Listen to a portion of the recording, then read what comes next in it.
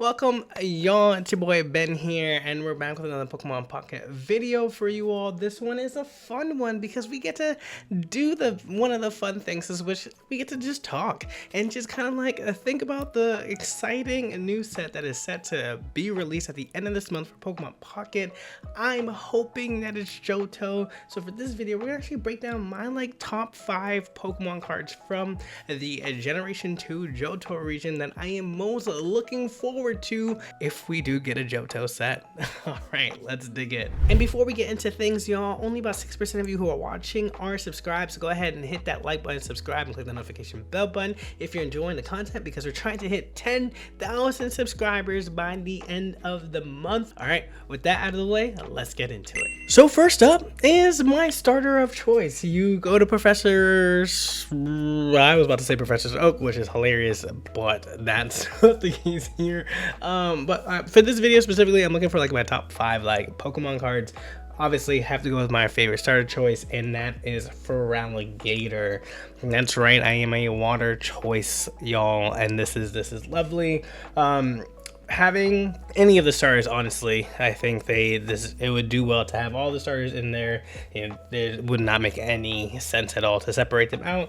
But Feraligatr is sporting my favorite type, which is water, and this card within the regular TCG is really interesting here because there's this effect that is we're starting to see more flip until you get tails. We saw it with Misty, and now we're getting it with Eevee, and now there's kind of a different version of it. Misty granted you energy, Eevee granted you damage, and now this ability here says discard an energy attached to your opponent's active Pokemon. That feels pretty disgusting.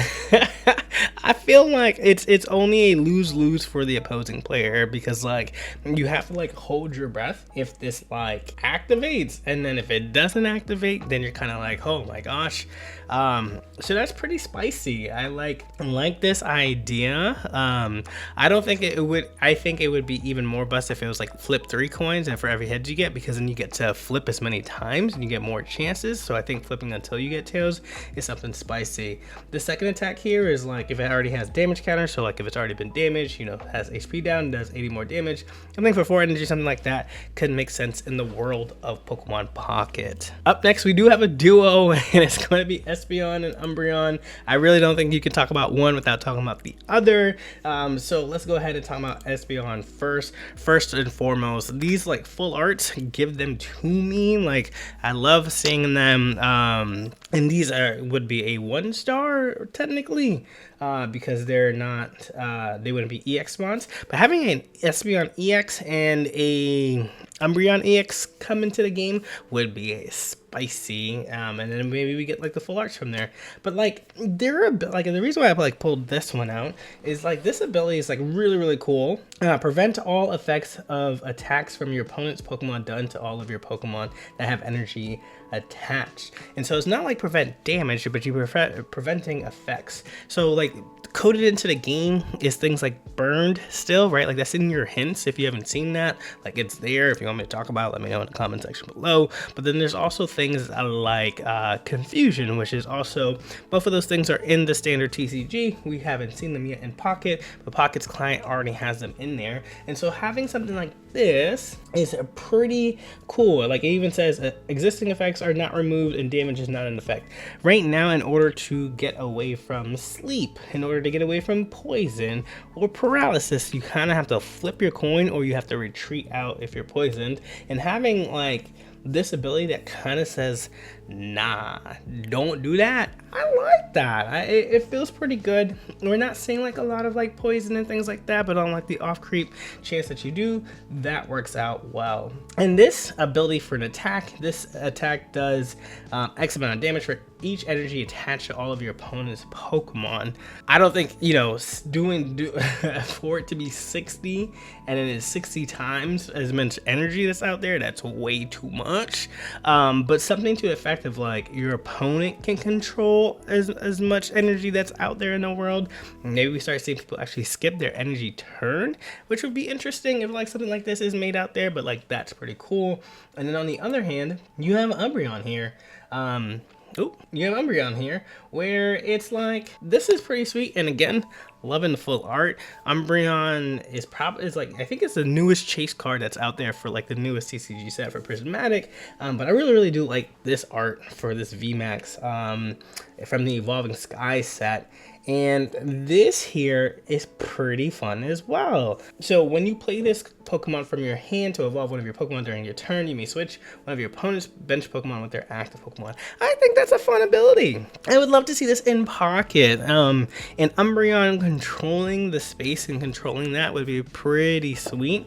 And then I think something like that, where you can disrupt the opponent, like Dark Weezing does that. Weezing just needs a really good Dark type, whether it's Umbreon, whether you're like looking at like Houndoom, you know, like things like that, that like hits hard, it's solid, because Weezing is such a good tank already, and it's just looking for that good finisher, and kind of having like an Umbreon finisher would be like pretty sweet, because this thing's shiny is like black and blue, and that's pretty cool. Up next is Scizor.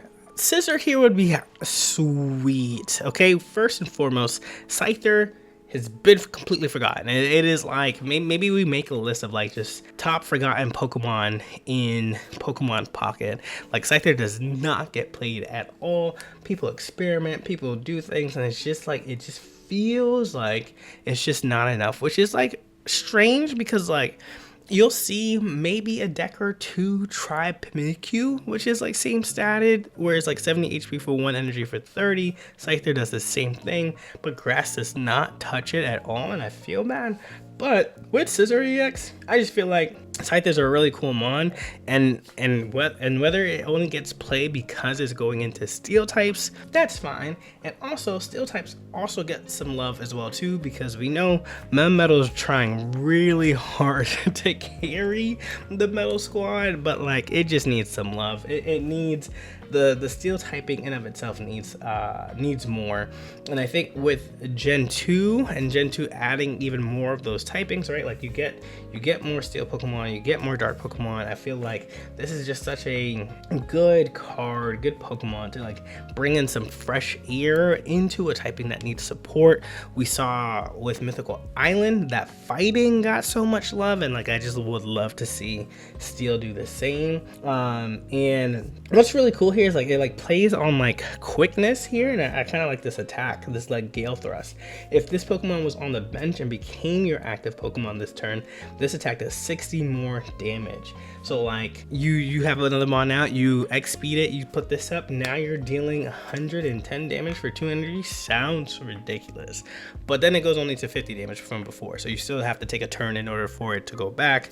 You hope your opponent makes a mistake and like does that. So like having a powerful attack, something that to that nature as an EX mon, that feels really cool. But I like how it's tied to its retreat costs and things like that. So I don't know, I really am looking forward to seeing what Scizor can do for these steel types. Up next we have the trio, right? Like it's like Suicune, and then it's like Entei as well.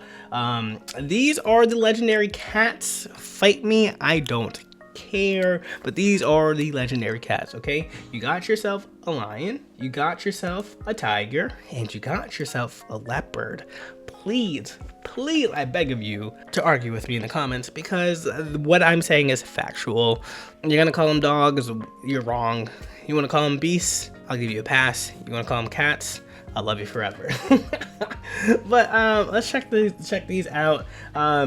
I think an ability Fleet-footed would be pretty cool to see in Pokemon Pocket. Once during your turn, if this Pokemon's in an active spot, you may draw a card. That as an ability, it is limited to only once, but you're essentially drawing 2 cards.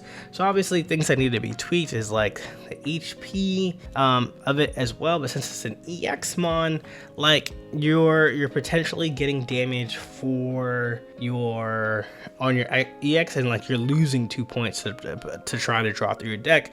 So I don't know if it's OP or not, but in a 20 card deck and getting consistent draws, if you get this first turn, probably could be OP, right? Like it definitely could be. And I like this Blizzard Rondo move as well. I don't know why they call it that, but essentially what it does is just does 20 more damage for each bench Pokemon. And this includes yours and the opponent's. We don't have something like that, but that full benches, that's 3 and 3, 60, another 60, 120, plus that is a 140 move for 20 for 2 energy. 2 energy for 140. But who knows how many, like, if this is out there, people probably won't fully play it out. Like, if I see a water typing, I might not fill out my bench to already play around this thing. Like, that's kind of insane. So that kind of move is definitely would be tweaked, but it's definitely really cool to consider. And then you have Entei here, bringing in this new mechanic of Burned. I think that's really cool if the Johto started to bring those mechanics in there. And then Grand Flame, add a fire energy card from your discard pile to one of your bench Pokemon. So essentially this is just another ramp card.